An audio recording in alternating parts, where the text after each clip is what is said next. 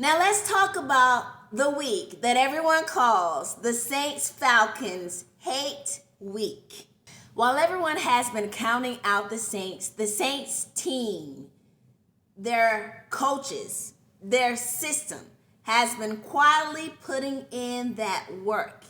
And just so you won't be confused, who that? It is week 18 of the NFL season, and them Saints are headed to Atlanta this weekend to play them Dirty Birds. And I need you to hear me. I need you to hear me loud and clear. They are not ready. And by they, I absolutely mean the Falcons. And this is why Atlanta Falcon fans, y'all better lay low. Y'all better put some respect on them boys' names. And y'all better show up Sunday more humble than usual. Because the same Saints that they played earlier in this season is not the team that's gonna show up this Sunday. It's not the same team, boys and girls. This game is about to look very different from the first time the Saints and Falcons played against one another earlier this season. We are on a 4-game win streak, and it's not just momentum. It is reconstruction, top down. And I was there this past week at the Saints versus Titans game in Tennessee. The game was so exciting that if you blinked, you would miss it. But see, guys, that's the gag. Everybody is going to show up in Atlanta thinking that this is going to be a replay of the first time the Saints and the Falcons played against each other. The Falcon fans are feeling themselves a little bit because they just won against the Rams. However, like I said, that Week 12 Saints team, the team that was still trying to figure out who was going to be the quarterback, who is this new head coach that we have, what is this new system, how is defense looking, how is everything going to come together, that Week 12 Saints team is not going to show up this week at all. This Week 18 Saints team, who that? Saints going all the way, Saints going all the way. Who that? We that. Saints going all the way, Saints going all the way, okay? Week 18 Saints that's going to show up in Atlanta this Sunday, they are coming. The energy of our head coach, Kellen Moore, is a breath of fresh air. If you look at the locker room footage and see the camaraderie and energy amongst everybody in the room, it's contagious. Tyler Shough has been making veteran moves on that field, y'all. He is looking very experienced, and he is making a strong case for Rookie of the Year. Watching Tyler Shough gives you Drew Brees vibes. How he moves the ball, his pocket play, his ability to think beyond just what's in front of his face, to see within the pocket, to see down the field, to think outside the box. He is making a very strong case for Rookie of the Year. And here's another wilder. Most people are not even paying the Saints enough attention to realize that that is what's happening with the Saints organization at this time. In addition to Tyler Shough, Audric Estime is a problem. He is out there breaking tackles and running like he's on a mission. Chris Olave has been that dude. He is still that dude. Clutch, explosive, and calm under pressure.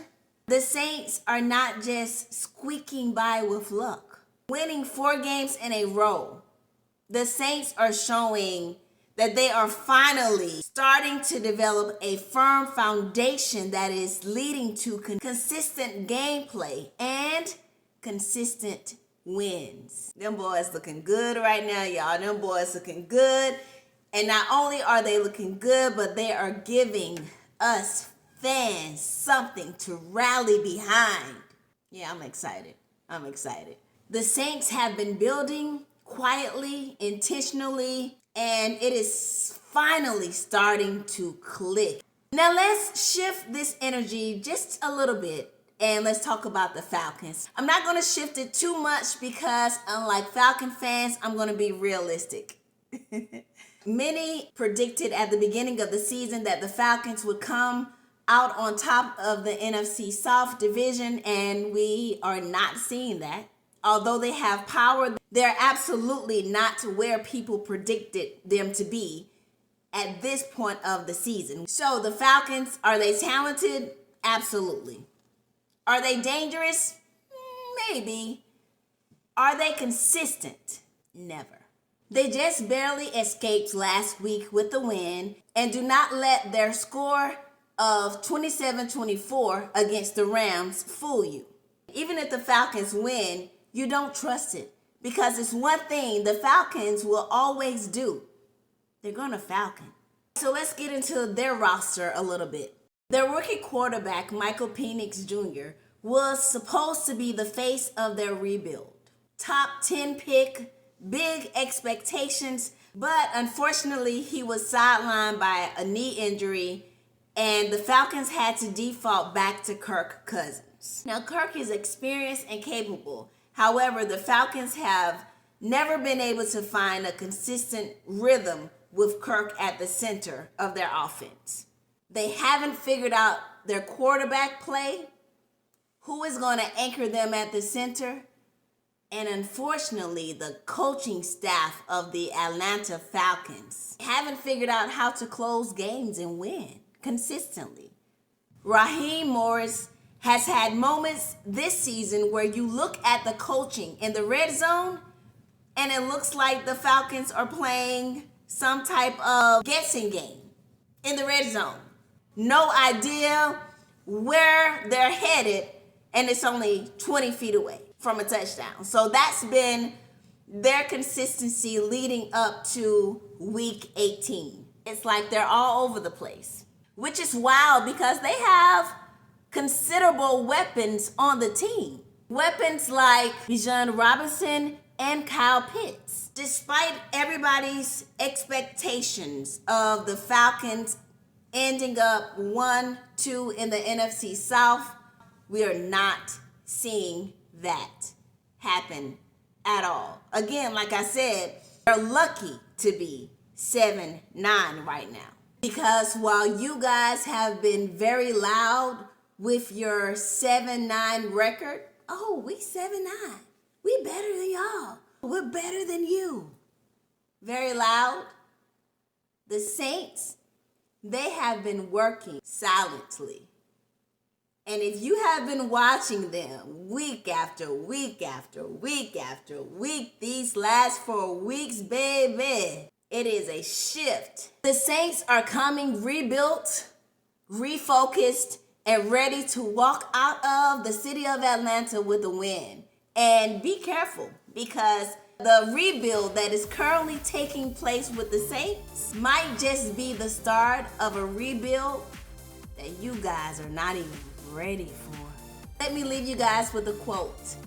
Let them sleep, but don't let them forget who you are when they wake up. All right, Falcon fans, I'll see you soon, or I'll talk to you later, whichever one is first.